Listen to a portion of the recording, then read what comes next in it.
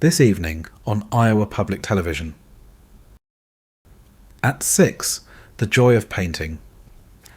At 6:30, it's time for some British comedy with the last of the summer wine. And at 7:30, it's tomfoolery in the shed by the tracks. At 10:30, it's time for Doctor Who. The Doctor Who from the 70s, not that garbage they try to pass off as Doctor Who now. I mean, really, that nonsense just drives me mad. Sorry. Thanks for watching.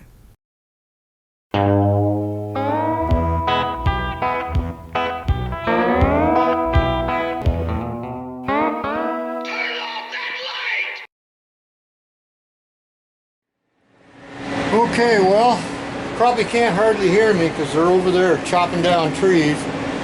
But when we went out the other night on First Avenue, I seemed to have a charging problem, a generator issue.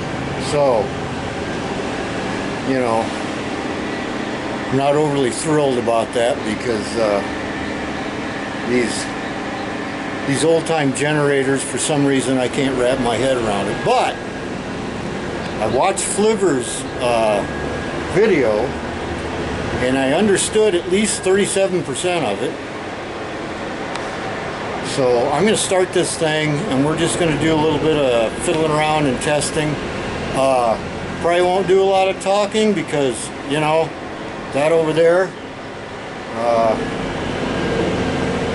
So let's get this thing started, and we'll back it out.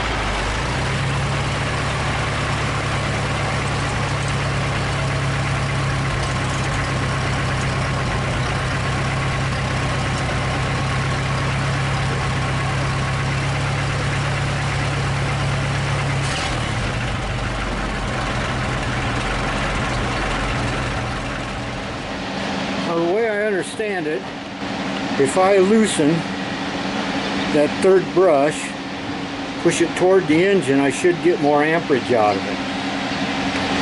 That's assuming that the thing is neutral, the generator, which I don't know. I just stuck it on there and started using it, you know, because that's just the way I do things. I'm going to try to look down in there and see what's going on. I think this has got to go. Yep, that's got to go. I can't get in there because that's hanging there.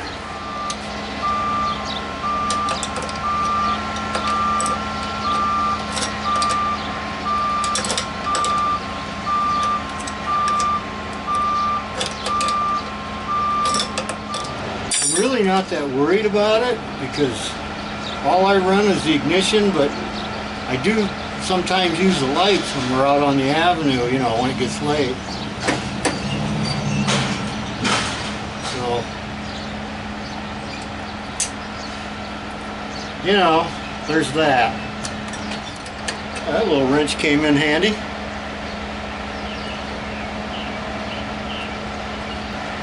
And it's gone.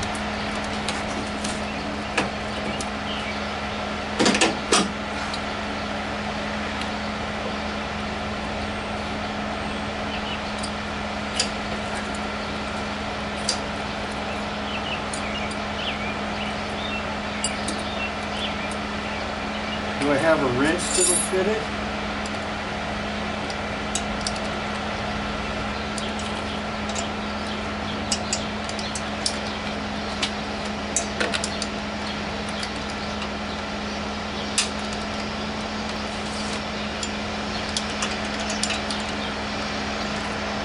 Well, this could be a problem.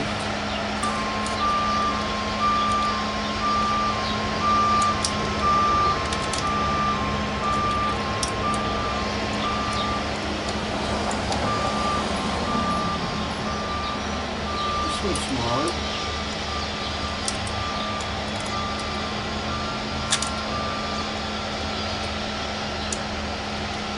Nope, that's not going to work either. I know I had one that fit it. So I'm going to have to go find it. Found my better light. Oh, much better.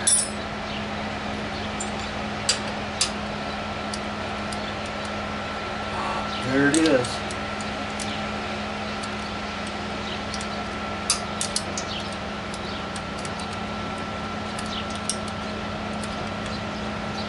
It's not the right wrench, but it'll do.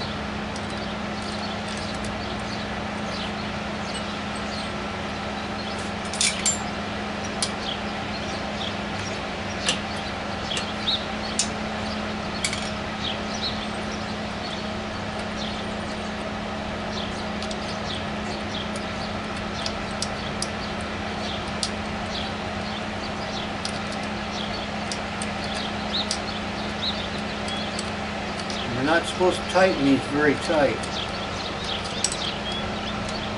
because there's insulation in there, and that insulation can break. I don't think this thing goes up high enough on amps, so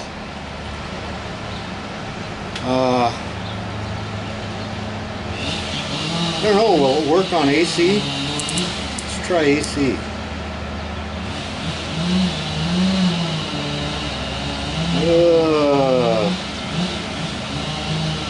Range.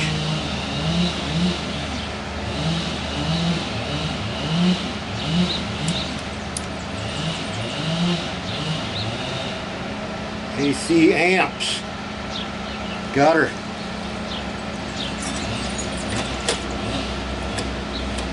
We'll see if we get anything. I think I'll put you over here where it's a little safer.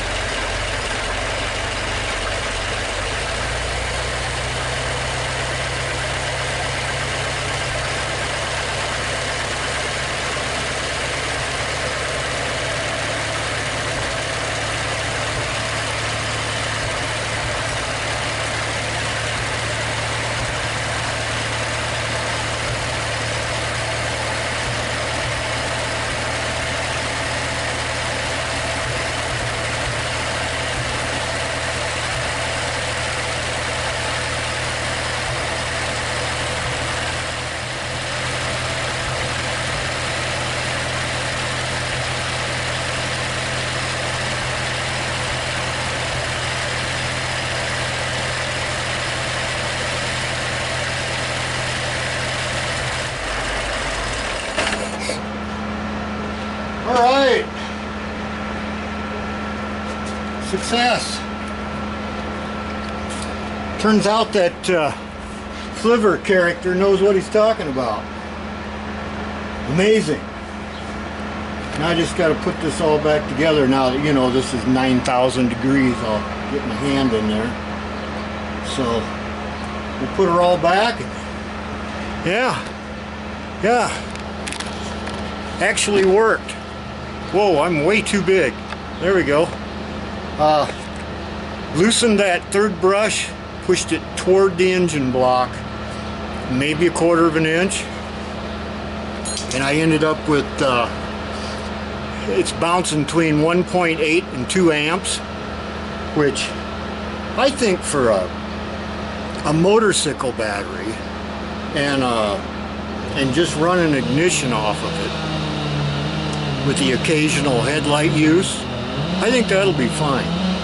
If it's not, I know how to increase it. We'll put it up to 3 amps. So, yeah, we had to come home without no lights the other night. That was exciting. But you know, I got it insured now.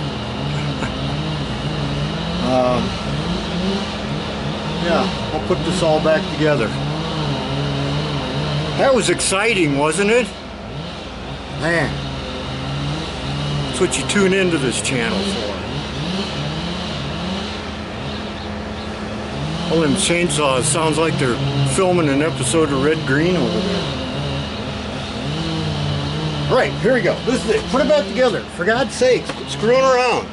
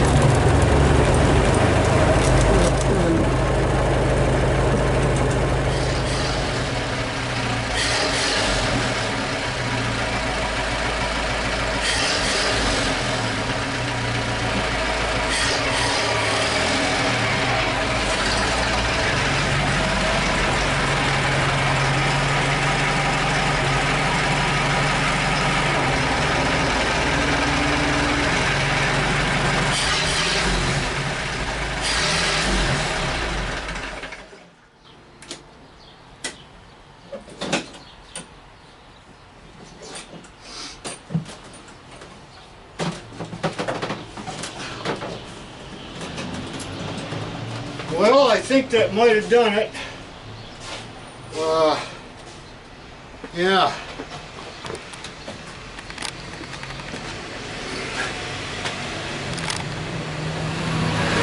Had the headlights on the way down to the park and back, so, well, you were there. If the video turned out, you were there. Oh, I like my goggles, huh? Pretty nice, huh?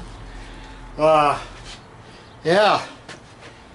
So, I really don't want to increase the amperage anymore. For now. I want to just ease it up a little bit. I just need enough to keep that battery up when the headlights are on. That's all I need.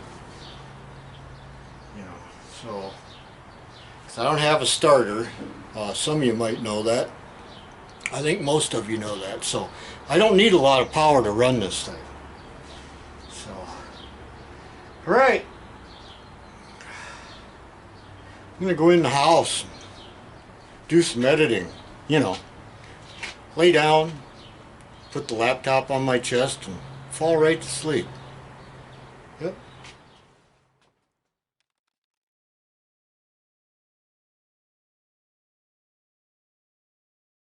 Iowa Public TV proudly presents The Man Behind the Shed, a rare interview with the creator of Shed by the Tracks, brought to you by an endowment from Edwards Mortuary, Taxidermy and Horseshoeing Emporium.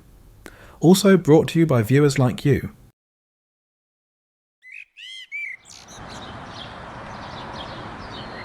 These are the rails of the Canadian National Railway. They pass through this small farm village in Iowa and run northward to the snow-packed, lonely and unforgiving wilderness of Canada. Next to the railway is the headquarters of the internationally famous YouTube channel, Shed by the Tracks. This is where the host of the show, Randall, films and produces his wildly successful automotive-based YouTube show. Randall is widely known for his generosity and good nature. Hey, get the hell out of here. The host and star of Shed by the Tracks rarely gives interviews, but has graciously allowed us to ask him a few questions. For a fee, of course. Good afternoon, Randall. Thank you so much for the opportunity to ask a few questions. I'm getting paid for this, Ray. I know you are a very busy man. Yeah, that bus for the Indian casino is leaving in about a half an hour, so, you know, we got to move this along. Tell us about growing up in Iowa. Was it a happy childhood? Oh yeah, it was great growing up here in Iowa. I had a good group of friends, and well, we had some adventures. You know, we went fishing, played baseball. You know, the kind of stuff that normal 10, 12-year-old kids do. Did you get in any trouble as a boy? Oh, not any more than any other kids that age. I remember a hot summer afternoon. I guess I was 11, 12. Yeah, me and the guys got together and we decided to rob a liquor store in a neighboring town. Yeah, I got to drive the getaway car. We were such scamps back then. Oh my. Memories. I see. Maybe we should move on to how you became involved with YouTube. Whatever. It's your $20. How did Shed by the Tracks get started? One day I was searching through YouTube, you know, and watching airplane crash videos. And I ran across this show called Cold War Motors. And I was impressed and intrigued. I moved on, and then I ran into this show called Carter's Hairstyling. Now that was a good show, but, you know, I tuned in for the hairstyling and found out it was a car show too. That was kind of a letdown, to be frank. Is that when you decided to start your own show? Well, no, not right away. I knew my limitations. I knew I couldn't produce a show that was as sophisticated and cerebral as Scott or Kyle could produce.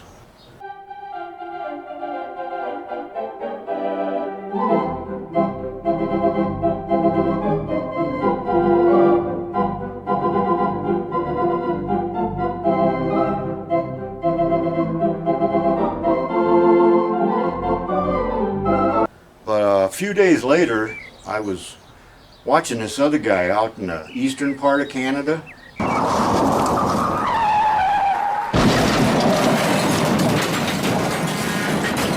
Couldn't concentrate on anything for, I don't know, 10 seconds. And he never finished anything. Yep. I saw that and said, yep, you can do that, buddy. So that's how the channel became a worldwide success?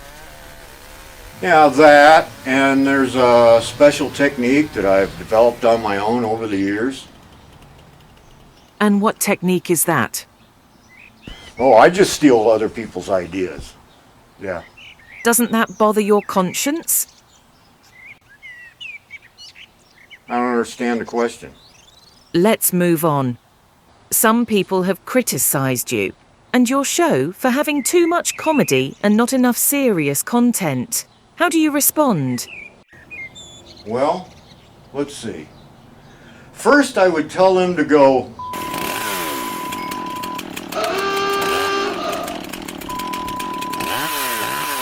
and the horse they rode in on. Secondly, I would say if a guy doesn't have any real talent, skills, or looks, yeah, comedy is really your only hope. By the way, I've tried to tell Kyle up there at the hairstyling place that he should incorporate some more comedy into his videos, but, you know, kids, they never listen to nothing. Our research has found that 97% of your audience is Canadian. Is that true? Yeah, that's true. The other 3%, that's just me hitting the refresh button over and over again. Yeah. Kind of sad. What is the reason for such a large Canadian viewership? Oh, well, that's simple. Yeah. I pay them to watch the show. You pay them to watch your channel. Yeah, well, it turns out that $10 up there in Canada is worth like $350. So it makes Canadians the cheapest viewers you can buy. Except for the North Koreans. And frankly, they're a little more appreciative audience. But, you know, there's a little bit less language barrier with the Canadians. Isn't buying views against YouTube rules and, frankly, unethical? I don't understand the question. Moving on, what are your plans for the future? As soon as you get the hell out of here, I'm going to catch that casino bus. No, I mean, what is in the future for the show? Oh, okay, I see. Well, I don't know. You know, I'm getting up there in age, and frankly, every time I manage to get a new show on the air, my viewers, myself, and my doctors are real surprised. What advice would you give young people who are thinking about starting an automotive-themed YouTube channel? Oh, that's easy. Don't. There's too damn many of us now. You can't swing a rope and not hit some fool that's making a will it run, will it drive video. Take that crap over to Tickety Talk, you know, with the kids making asses out of themselves and the wine moms. Well, thank you so much for your time. I'm sure your loyal fans appreciate it. Do I get my money now? Huh?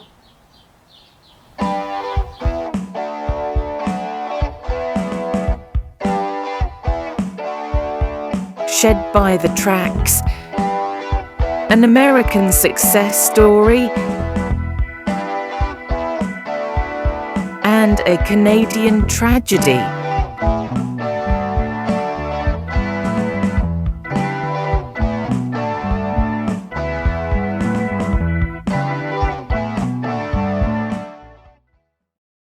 Thanks for watching. Up next, the new Yankee Workshop.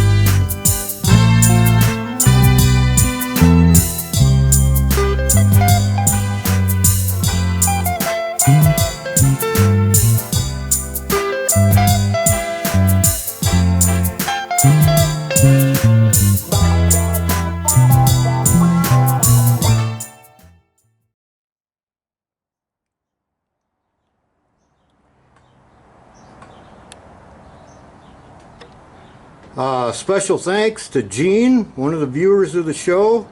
Man, he just showed up the other day and brought me this titanium step drill bit. Man, this is being uptown with this. I've never had one of these. Thanks a lot, Gene.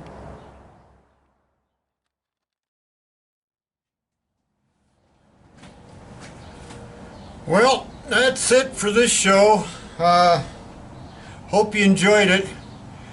Anyways, thanks everybody for showing up. It's always good to see the old familiar names show up there in the chat portion.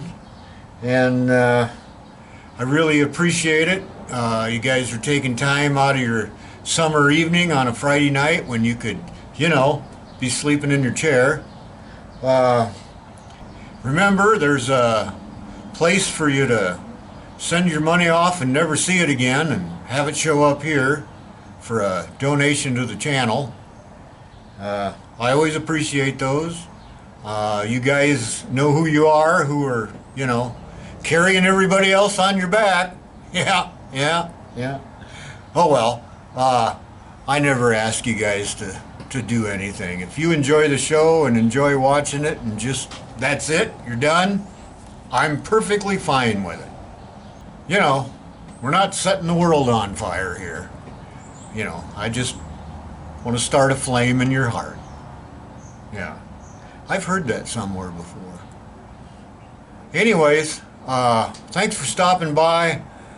See you in the next show, assuming there is one, because you never know.